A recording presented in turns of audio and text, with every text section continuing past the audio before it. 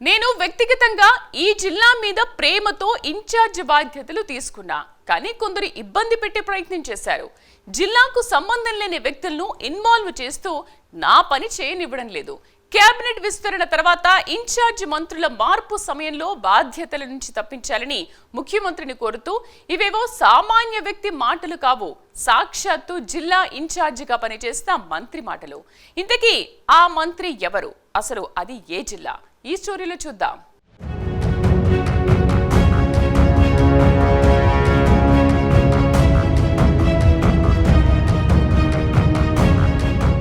కాంగ్రెస్ ప్రభుత్వం అధికారంలోకి వచ్చిన తర్వాత ఉమ్మడి ఆదిలాబాద్ జిల్లాకు మంత్రి సీతక్కను ఇన్ఛార్జి మంత్రిగా నియమించారు. ఏడాది పైగా ఉమ్మడి జిల్లా ఆదిలాబాద్ ఇన్ఛార్జి మంత్రిగా పనిచేసిన సీతక్కకు ఆదివాసీల జిల్లా ఉమ్మడి ఆదిలాబాద్ జిల్లాకు ప్రత్యేక అనుబంధం ఉంది. కాంగ్రెస్ ప్రభుత్వం ఏర్పడ్డాక అధిష్టానం పెద్దలతో మాట్లాడి కావాలని ఉమ్మడి ఆదిలాబాద్ జిల్లాకు ఇన్ఛార్జి మంత్రిగా వేయించుకున్నారు సీతక్క. కానీ ఉమ్మడి ఆదిలాబాద్ జిల్లాలోని పలు నియోజకవర్గాల్లో కాంగ్రెస్ పార్టీ గ్రూపుల పోరు మంత్రి సీతక్కకు తలనొప్పిగా మారాయి. అందుకే ఆదిలాబాద్ బాధ్యతల నుంచి తప్పించాలని ముఖ్యమంత్రిని కోరుతూ సాక్షాత్తు జిల్లా ఇన్ఛార్జిగా చేసిన మంత్రి సీతక్క అంటున్నారు. ఆమె ఇన్ఛార్జి మంత్రిగా పనిచేసిన సమయంలో గ్రూపులు, తగాదాలు, కోట్లాటలు, పరస్పరం ఫిర్యాదులు ఇలా చెప్పుకుంటూ పోతే ఎన్నో రకాలుగా మంత్రి సీతక్కకు ఇబ్బందులకు గురి చేశారు. దీనితో మనస్తాపానికి గురైన ఆమె ఏకంగా తాను ఇన్ఛార్జి బాధ్యతల నుంచే తప్పుకుంటానని నేతలకు చెప్పారు.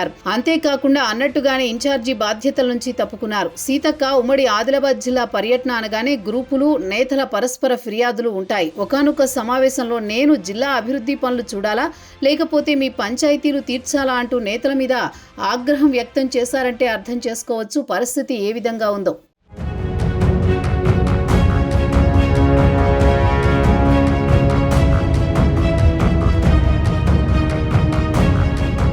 ఉమ్మడి జిల్లా అంతటా ఇదే పరిస్థితి. జిల్లాలో దాదాపు అంతటా ఇదే పరిస్థితి నెలకొంది. ఆదిలాబాద్ నియోజకవర్గంలో పరిస్థితి మరీ దారుణంగా ఉంది. రాష్ట్రంలో అధికారంలో ఉన్నా కనీసం ఎంపీ స్థానం దక్కించుకోని దుస్థితి.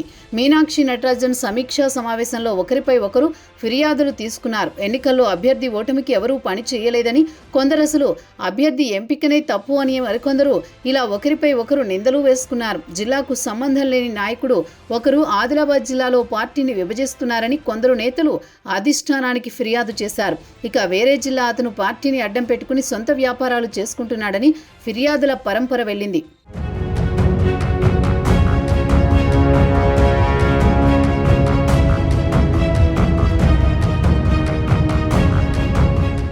ఆసిఫాబాద్ జిల్లాలో పరిస్థితి కూడా అయోమయంగా ఉంది. నేతల మధ్య సయోధ్య లేదు. ఆసిఫాబాద్ నియోజకవర్గంలో రెండు వర్గాల మధ్య వార్ కొనసాగుతోంది. ఎక్కడ ఏ కార్యక్రమం జరిగినా నాయకులు, కార్యకర్తలు గల్లాలు పట్టుకోవాల్సిందే. సిర్పూరు నియోజకవర్గంలో అభివృద్ధి పనులు సక్రమంగా సాగడం లేదని, తాను కేసీఆర్ హయాంలో బ్రిడ్జికి ఇప్పటికీ తెస్తే కనీసం దాన్ని పట్టించుకోలేదని, అందుకే తాను కాంగ్రెస్ పార్టీని వీడుతున్నట్లు మాజీ ఎమ్మెల్యే కోనేరు కోనప్ప ప్రకటించారు. ఇలా ఆసిఫాబాద్ జిల్లా పరిస్థితి అస్తవ్యస్తంగా తయారైంది.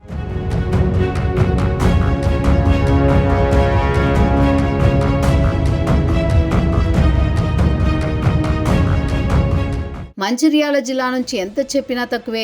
ఇక్కడ 3 నియోజకవర్గాలకు 3 ఎమ్మెల్యేలు ఉన్నారు. చెన్నూరు ఎమ్మెల్యే వివేక్ ఇప్పుడు మంత్రిగా కూడా ఉన్నారు. కానీ వర్గపోరు మాత్రం తప్పడం లేదు. స్వయంగా ఆయన నియోజకవర్గంలోని మాజీ జెడ్పీ వైస్ చైర్మన్ మూల రాజిరెడ్డి వర్గం వివేక్ పై అసంతృప్తితో ఉంది. ఇక మంచిర్యాల ఎమ్మెల్యే కొక్కిరాల ప్రేమ్సాగర్ రావు ఆయన పేరు చెబితేనే అగ్గి మీద గుగ్గిలమవుతున్నారు. బెల్లంపల్లి ఎమ్మెల్యే వినోద్ సైతం వివేక్ పై అసంతృప్తితోనే ఉన్నారు. తనకు రావాల్సిన మంత్రి పదవి తమ్ముడు తన్నుకుపోయాడని మనసులో ఫీలింగ్. పైకి కనబడుతున్నా ఇక్కడ కూడా అదే పరిస్థితి.